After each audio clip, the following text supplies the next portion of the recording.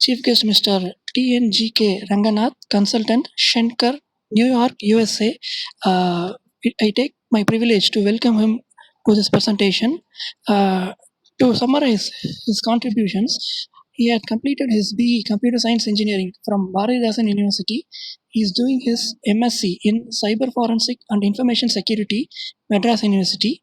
He has more than 35 years of industry experience. He had worked in Singapore and USA for a period of over 17 years. He is also a guest faculty in Villa Institute of Technology, Pilani since 2019. He has handled several sessions on various FDPs. He has also conducted several hands-on technical workshop sessions related to latest technology, both for students and faculty members. He is a well-trained personality in data science and artificial intelligence, which is today's boom and future trend. He handled over 4 full lifecycle project implementation of SAP. So, on behalf of Ramco Institute of Technology, Department of Electronics and Communication Engineering, we would like to welcome you, sir, again for the lecture on machine learning and deep learning for medical applications. Thank you, ma'am. Thank you, sir.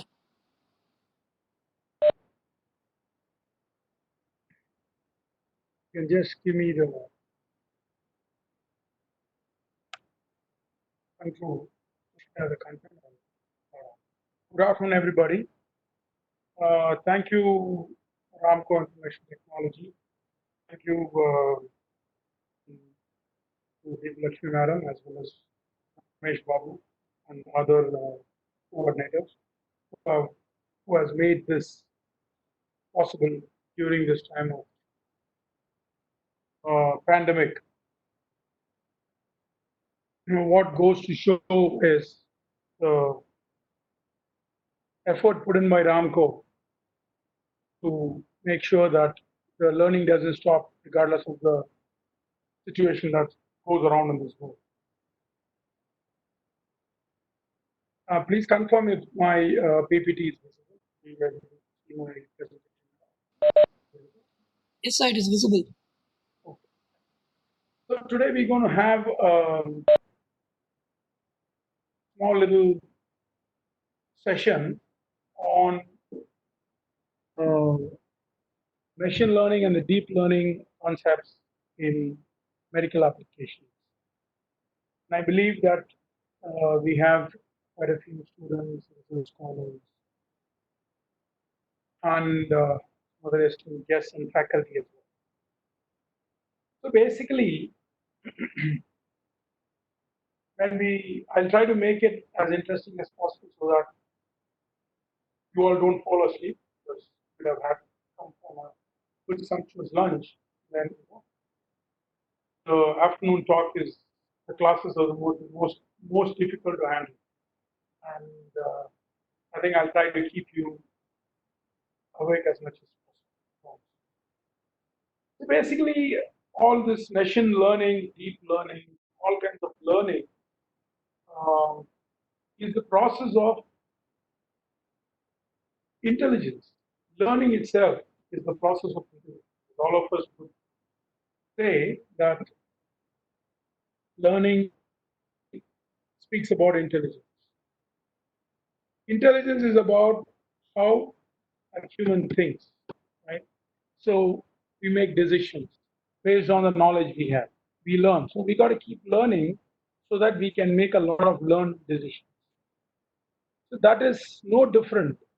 What we're trying to do is we're trying to have the machines pitch in and help us with regards to the decisions that we're making or the work that we are trying to accomplish.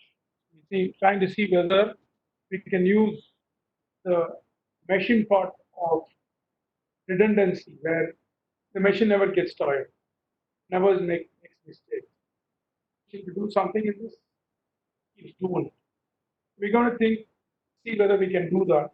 Now, the artificial intelligence, via machine learning and deep learning, has gotten into a lot of manufacturing industry, has gotten into, you can name it, production, manufacturing, um, food industry, automobile industry, the whole bunch. You're looking to get automated cars where, auto-driven cars, you just get in the car, drives by itself. Ramco last month had a very good session on the applications of AI. Very interesting session. And also had the opportunity where in that part we did cover all the different applications of AI. Today, what we are planning to do is, with the agenda quite a bit, and the time we have is not as much as that we had the last time. So I'll try to touch upon the pretty important concepts and where it's currently being applied and what is the future. So as research students and research scholars,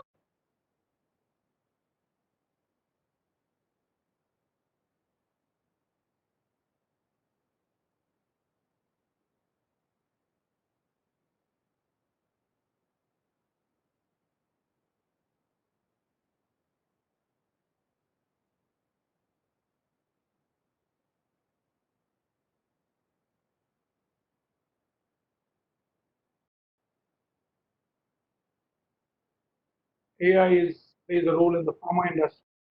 What is the future research areas and what are some of the challenges? How will we go about? So it's basically artificial intelligence consists of a logic-based system or a statistics-based system or a machine learning-based system. Have regression, classification, and controlling signal processing. This basically explains how artificial intelligence plays a role in prediction, automation, and augmentation.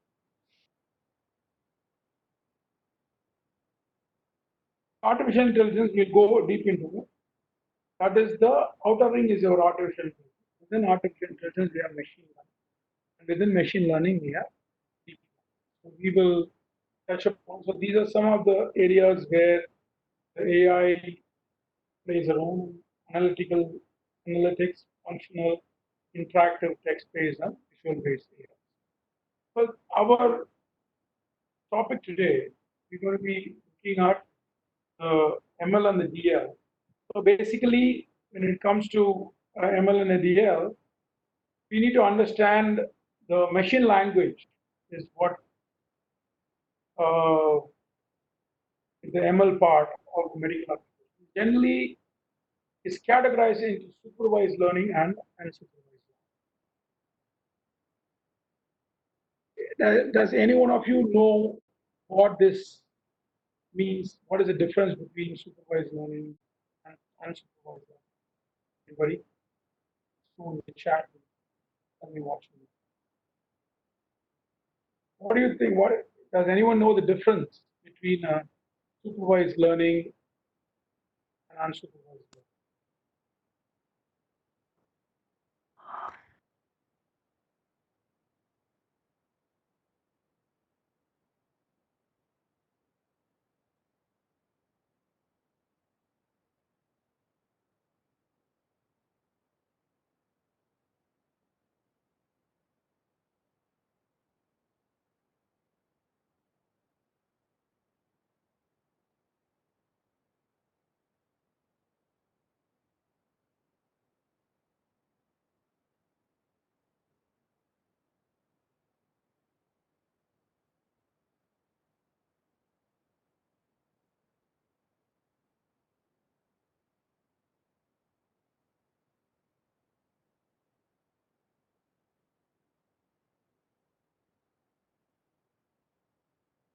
Okay, so supervised has labels and unsupervised does not. Is very so basically, it's pretty simple. You put it. It's about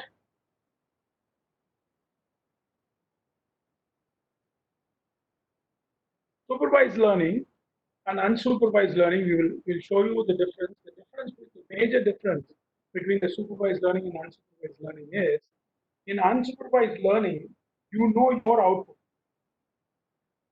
based on the input. You know your output. So you will predict the output and you will do a comparison of what was there and what you predicted. Right? So that's how the supervised learning works. Unsupervised learning works in such a way that the output is unknown. It learns as it goes. So supervised learning is like your parent teaching you this is a dog. Unsupervised learning is something like you keep seeing a dog and you try to learn by yourself based on your knowledge. So that is the major difference between the supervised and the unsupervised.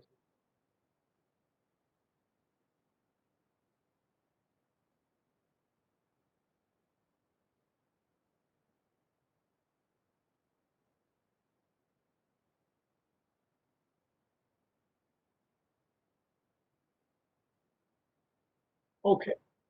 Next, what we're going to be looking at is how the machine learning and the deep learning applications are currently being used. So we are saying like, okay, we'll talk about what are the medical applications that we can use the ML and DL on, but we want to know whether it's being done right now. So this way, we are sure as scholars and students that we know that we are in an area where which is booming. Like when they started the talk, like Madam said, it's up and coming and very booming. It's already there and it's up and coming.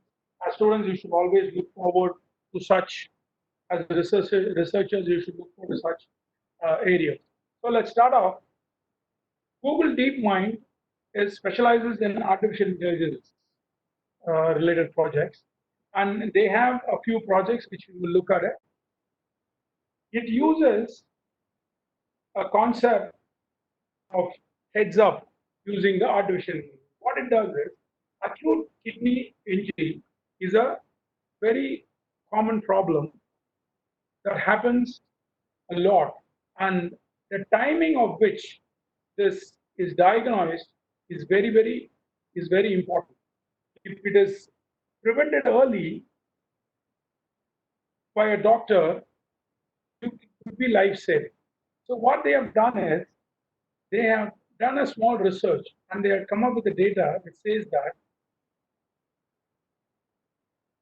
the machine was able to predict the AKI 9 out of 10 times, correct, which is a 90% hit rate, which is very good when it comes to machine learning.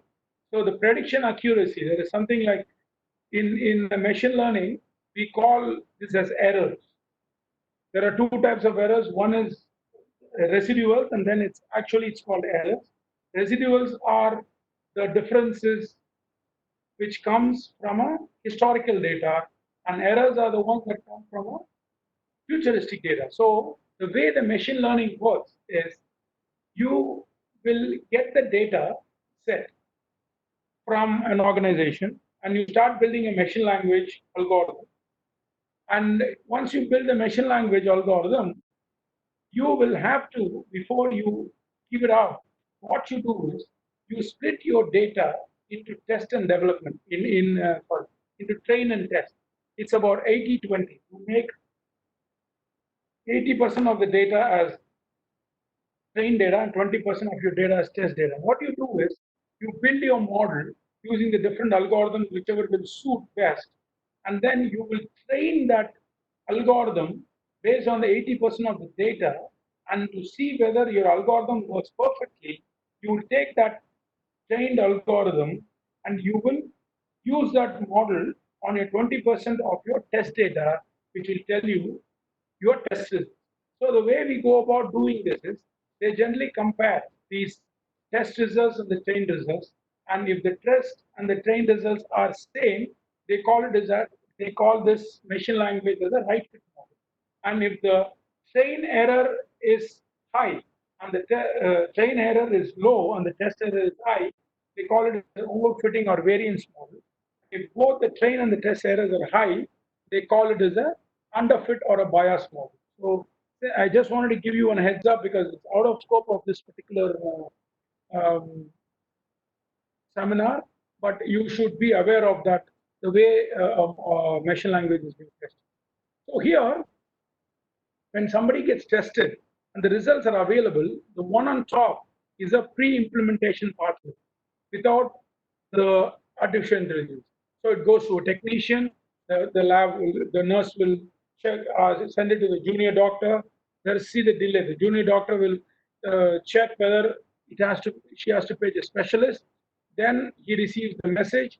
Then this guy will go and check the records and then go to the patient side. But with your artificial intelligence in place, this is currently running operational type of a model. So the results are automatically deducted by the AKI. AKI is deducted based on the results. It immediately sends a message to the specialist, and then it sends a message to the nephrology team as well as the part team. So all of them are right there. So this one on the top would probably extend the time period by maybe another 3 hours. That 3 hours they have found out through research, just cutting 3 hours. I'll reply to your question, Renuka Saragar. Just hold on one second. You will take those information and they are on their by their side. Okay. So let me just address Renuka's question. Renuka, your question is it compulsory that train data and test? What do you mean by same attributes? You can unmute yourself. Tell me.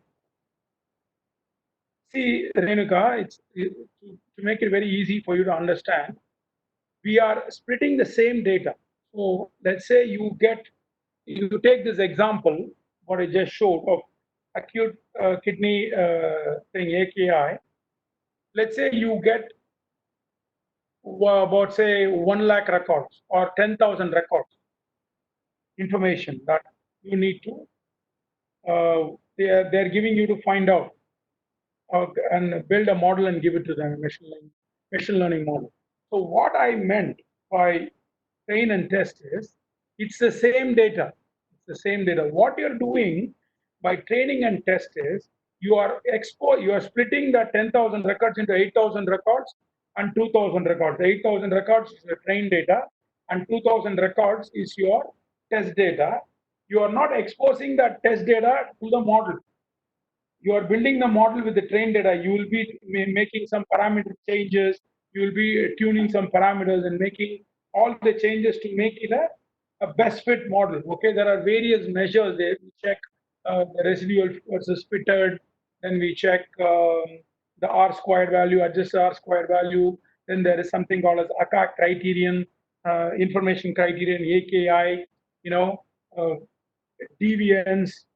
There's quite a few things that tested, and we use multiple transformation technologies, or we will use integration variables, sorry, interaction variables to get it done.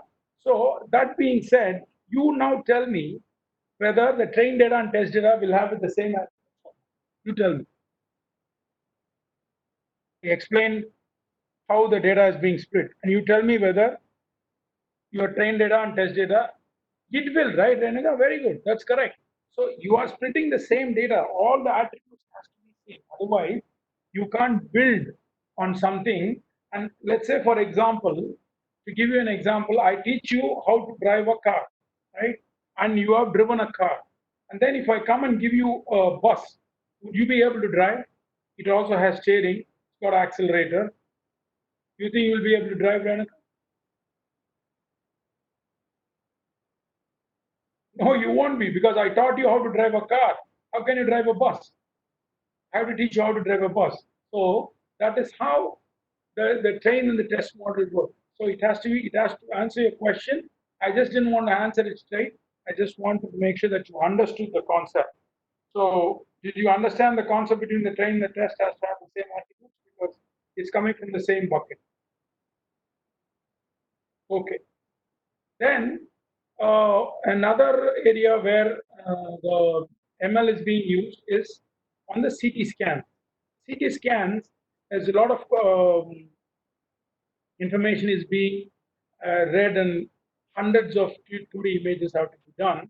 But your model, such as an artificial intelligence based model, will be able to identify a subtle malignant tissue in the lung.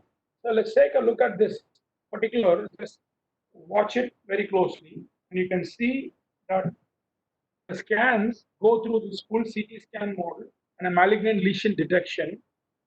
It goes through multiple iterative. See, the best part about machine learning and deep learning is iteration.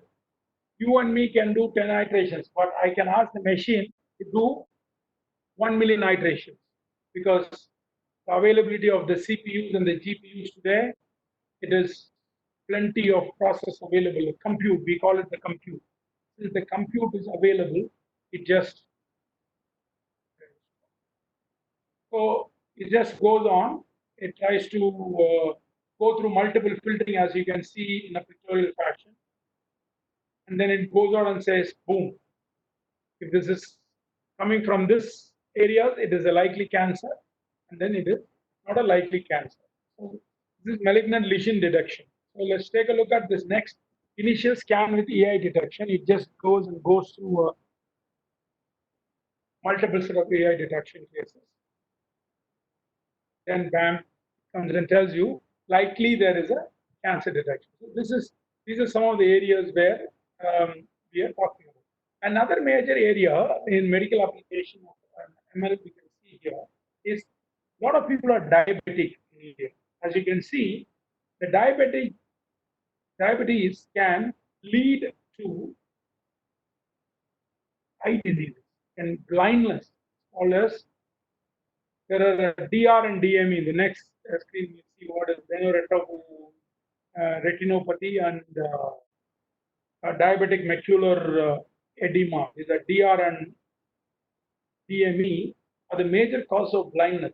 You can see here in India we have a shortage of a lack of eye doctors. In fact, only 6 million out of 72 million people are with diabetes are even screened. So that percentage is literally minuscule. It's not even 10%. It's almost 9% of the people. Only 9% are screened for diabetes because they don't have time, they don't have the money. Okay. So what companies that we know of,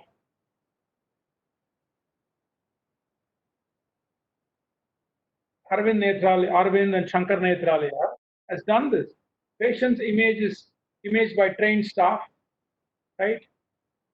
They will image it. Then the image is loaded to the screening algorithm via the software. Then the automation machine will look for a diabetic retinopathy or a diabetic macular edema, the two conditions that lead to blindness, and then it will give you the results. So you might think whatever I'm saying is story. Maybe it's not true. He's saying something, it's all, you know, only in the books. No, you will be surprised to see it is very close to where your college is presented. This is in Arvind Eye Hospital in Madurai. For people from northern part of India, this is a town in Tamil Nadu, which is very close to where the college is.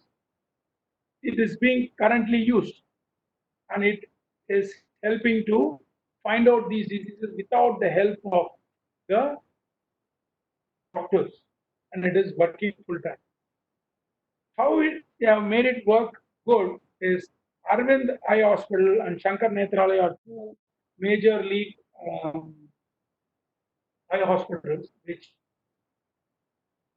look to help people, have put close to 100 ophthalmologists and have rendered close to 1 million grades for this AA model. So they have given this AA model close to 1 million data points. So that is why the accuracy. When it comes to deep learning is being used a lot with regards to health records. So generally when a patient comes in into an hospital, he or she is always bothered about what happens to me, when will I get better, when will I go home, will I have to come back to the hospital. what are they checking, what are they testing, So these are all the basic um, problems that they have. And from the doctor's perspective, if something is going wrong, right, if the patient's health is worsening, they have to act on it proactively. So they have used something called as an FHIR, health related interoperability resource standard data describing, that is being taken as a part of when you go to the hospital and you get admitted. All these records are gone via an FHIR and goes into all your mobile and all these systems, and it gets informed to you as well as to the doctor. So let's take a look at it. So all this is being captured. There was a primary care visit, urgent care visit, what the patient's record, that with the timeline, all the notes are being captured, and this notes is given to the doctor. And some of the notes that are only required to you is sent to you, right? So based on that, they create something called as an attention map. So you can look at it anytime. The doctors can look at it. This is similar to if you go to the hospital, you can see a chart sheet that's hanging right next to the doctor, the patient, where they will write what's going on. So this is similar to that. So this is accessible right after an update happens. So the doctor knows exactly. So the duty doctor changes. They have already been informed. So as a patient, you will also know what has happened, what have they done to you. This is another area where patient care plays a major role in automated diagnosis, pregnancy management, real-time prioritization, where when you come in for some problem, they will do like clinical findings and priority and send you to the right doctor. So as we said, AI is the general area. Machine learning is narrowed from AI, which looks more into like playing chess, recommending when you go to Amazon, you buy something, you get a recommendation. That is this level of ML. Then comes neural networks, which is more of a mathematical model, and we try to mimic how humans will think, the neurons, or how our brain store information. Then comes deep learning. This is the world of deep algorithm where we expect the computer to start thinking and working like human. This works basically based on hidden layers.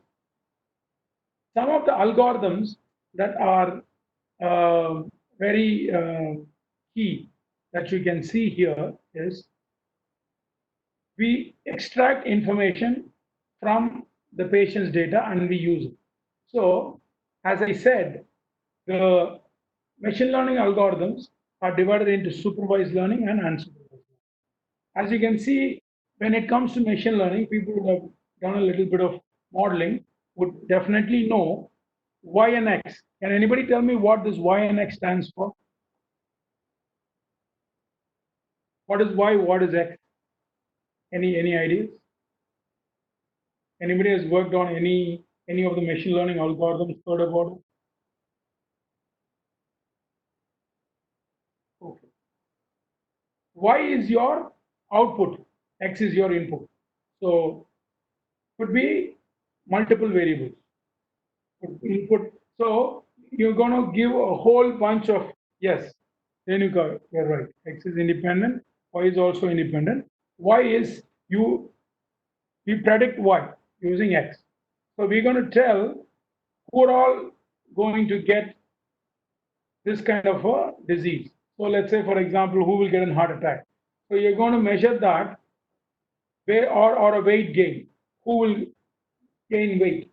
So the input to that would naturally be the calories consumed, right? Whether you are a male or a female, the gender, right? The part of the town you're from. So all this plays a role. So those can be given as an input, and then an output is predicted. So this knows the input and the output. Unsupervised learning, you will see the Y is missing. It doesn't know that. Hybrid is something called as a semi-supervised, where in some places we know and some areas we don't really know. We use the two major unsupervised learning methods are clustering algorithms, and some of the Popular clustering algorithms would be K-means clustering and hierarchical clustering and Gaussian mixture clustering. Clustering is nothing but it doesn't know. As we said, unsupervised learning has no clue. It has to learn from certain things. So, for example, if I showed this algorithm a bunch of dogs and a bunch of cats, or let's talk about medical applications. If I showed this application a type of tumor, and then I'm showing it another type of tumor, it will try to see whether this tumor, it looks like tumor 1 or tumor 2 or tumor 3 or tumor 4. So what is clustering? Clustering is nothing but putting things together. So it will try to make, okay, so it belongs to tumor 3. So it will cluster it. So these are all the methodologies or the algorithms that it uses. PCA is another principal component analysis, another one.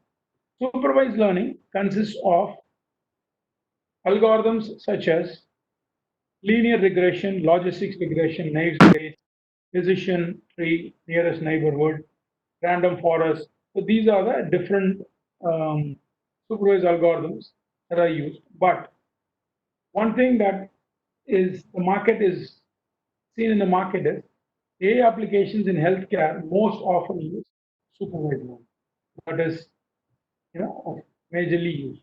As you can see here, the majority of the highest algorithm used by medical applications is support vector machines. These are all good information for you, research students or students, final year students who are looking to do projects. The support vector machine works like you are labeled, past label, will train the model. When new data comes in, it knows, okay, so it looks like a cat. So it puts it in the cat. So support vector machine. So these are the other algorithms, but predominantly they see the SVM and neural network is what is being used for learning. Deep learning is kind of used where there is a lot of complex data. Here, is not a very complex data. But when it comes to a medical image, like so we showed you those scans, there's a lot of complexity there. So that's where the classical neural networks and the deep learning has started being used. So you can see this is basically how a convolutional neural network works. So they basically have an input layer and an output layer, and then they have this hidden layer. Then they have so this like this example when it takes care of this input, I can see this. The hidden layer will identify and then output that as a dog. Okay, so that's basically they have the hidden layer has something called as activation functions, which will work on the logic. So this is a trend which shows 2016 is more towards medical research, and majority of the deep learning is used in image analysis, genetic diagnosis, mass screening, everything. And then here, convolutional neural network is what is being used for a lot. So this is a picture of how CNN is used to predict cancer. The biopsy comes in, holds our image, the web viewer, and then it puts it through all the convolution layer and then comes up with the prediction.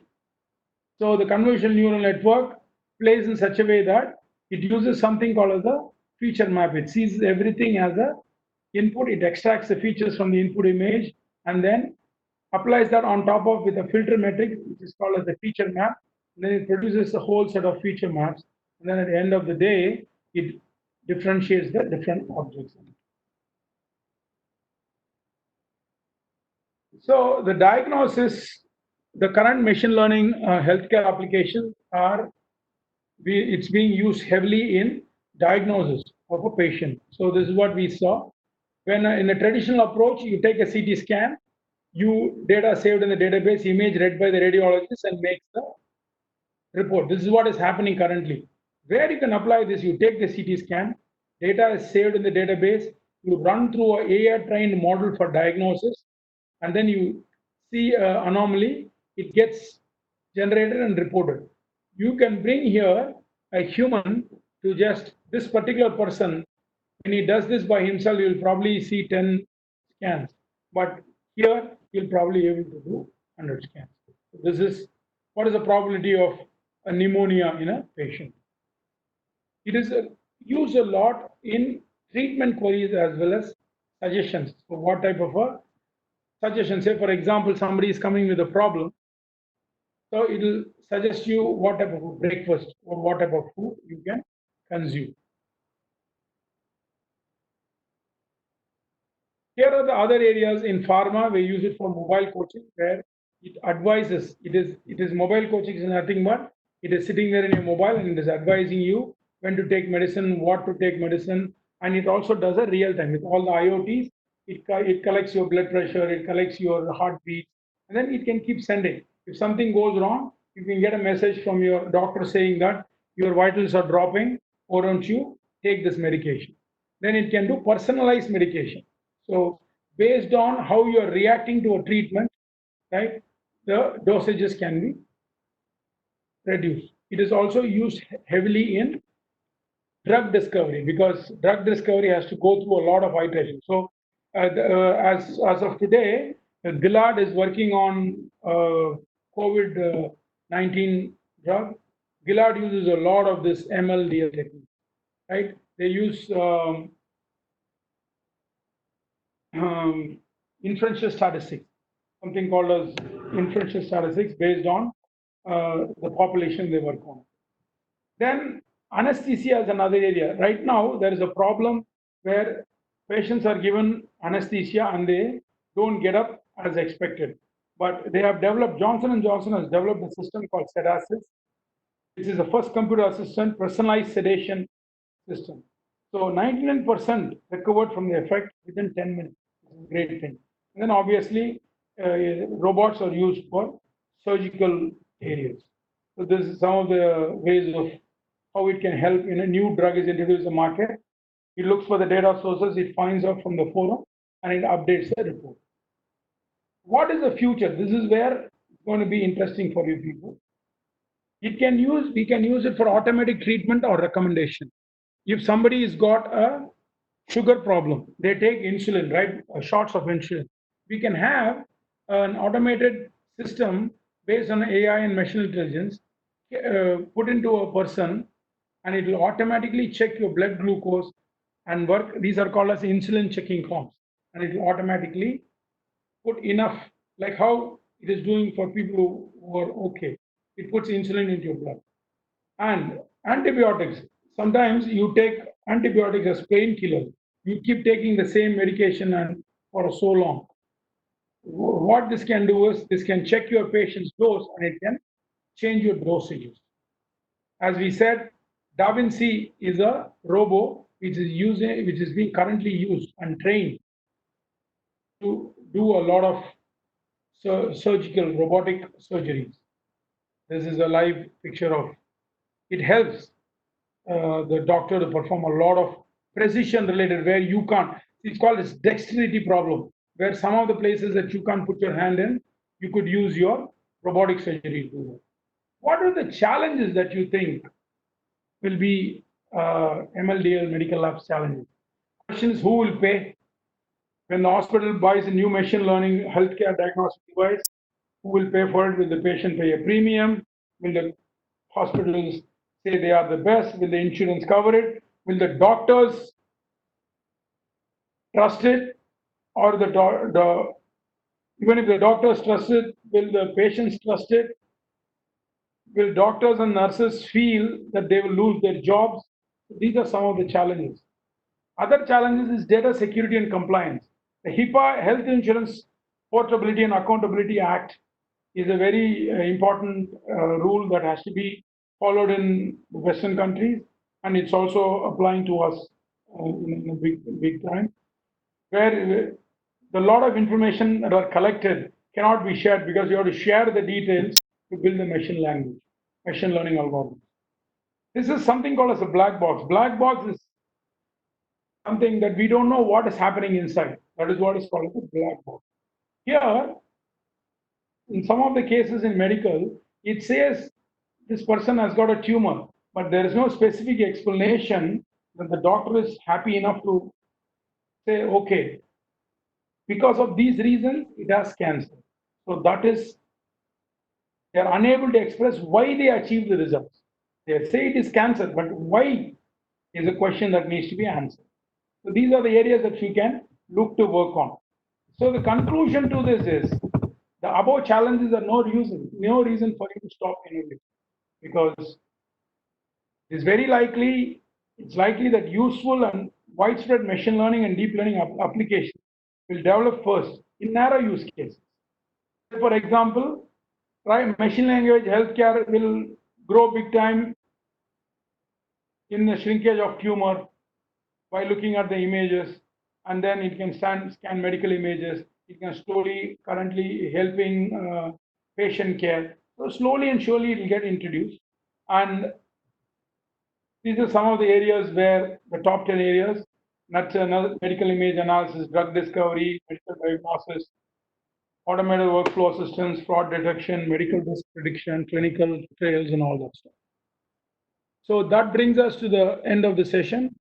Thank you very much for being patient, and hope I was able to give you some kind of. Hello, sir. Ranganath, sir. Hello. Hello. Can you able to hear me? Hello.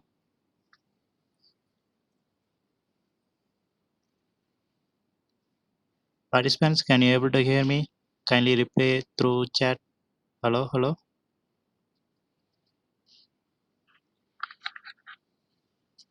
Able to hear you. Any questions you guys can ask?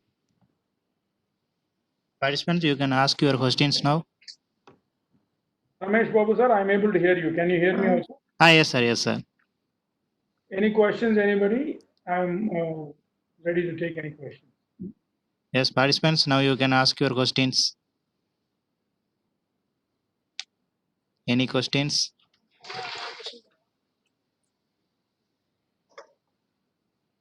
You can ask your questions through chat.